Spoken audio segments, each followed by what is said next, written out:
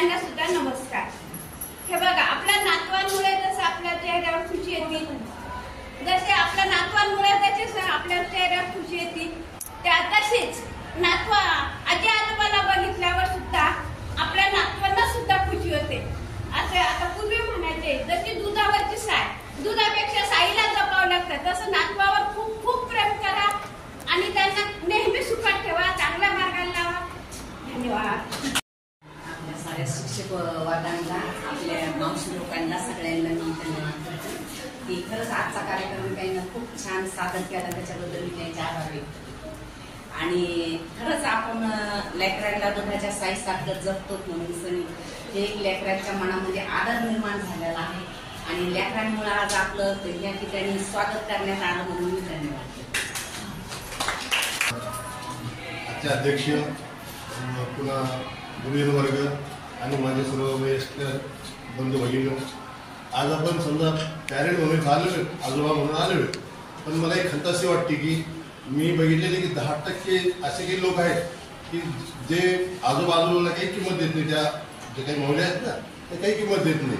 पण एक आपण असे दैव आहोत की आपल्याला आजोबांना हे दिलेले आहेत आणि मला एक गर्व वाटतं की मी 60 वर्षानंतर आज ती खुर्ची रेष आहे ना ती खेळलेलो आहे। आणि माझं जो गाव आहे ते फार खेड्यातलं आहे, जवळपास भोकरदन तालुक्यामध्ये माझं गाव आहे आणि सुदैवाने ह्या गावात, ह्या औरंगाबादमध्ये आजचे जे CP आहे, जे RTO आहेत, ते सर्व माझ्या गावचेच आहे। मला हे अभिमान वाटतं की मी एका खेड्यातला असून माझ्या औरंगाबादमध्ये म्हणजे संभाजीनगरमध्ये माझ्या गावातले काही इतके मोठे लेपसर झालेले आहेत। आता लुईया सर आमच्याच गावचे आहेत, त्याच्यामुळे मला तो एक अभिमान आहे। परंतु मला काही खेदाशी वाटते की मी काही लोकांना असं विचारतो की बाबा आज तुम्ही सुशिक्षित आहात, तुम्ही तुमच्या म्हणजे नातवांना शिकवा, तर ते त्यांचं असं उत्तर मिळतं की महाराज आमच्या म्हणजे सुंदरसे म्हणतात नाही नाही आम्हाला आमची मुलगी घडवायचे। अरे आपण एक समजा शेतकऱ्याची मुलं असून आपण घडलेलो, मग आपण थोडेफार सुशिक्षित झालेले, आपण पण घडवणार ना। आता मी माझ्या नातवाला विचारा, मी प्रत्येक म्हणजे येतो आणि त्यांना काही शिकत बसतो, परंतु खेदाची गोष्ट अशी आहे काही काही ज्या तरुण झालेल्या म्हणजे सुशिक्षित ज्या हे आपल्या सुना आहेत ना त्या एवढे काही किंमत देत नाही।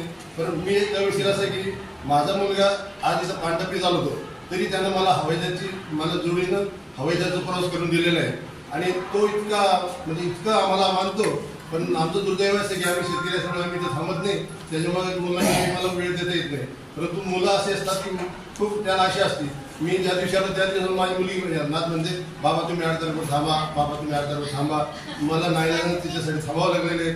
आणि आपण सर्व जे बालक आहेत आपले समजा आजोबा आहेत ना, खरोखर कोणतेही आजोबा असू दे, कारण आपल्या मुलाला आपल्याला टाइम भेटत नाही द्यायला, परंतु आपण काय करतो की त्यावर पण आपल्या म्हणजे नातवांना देतो ना।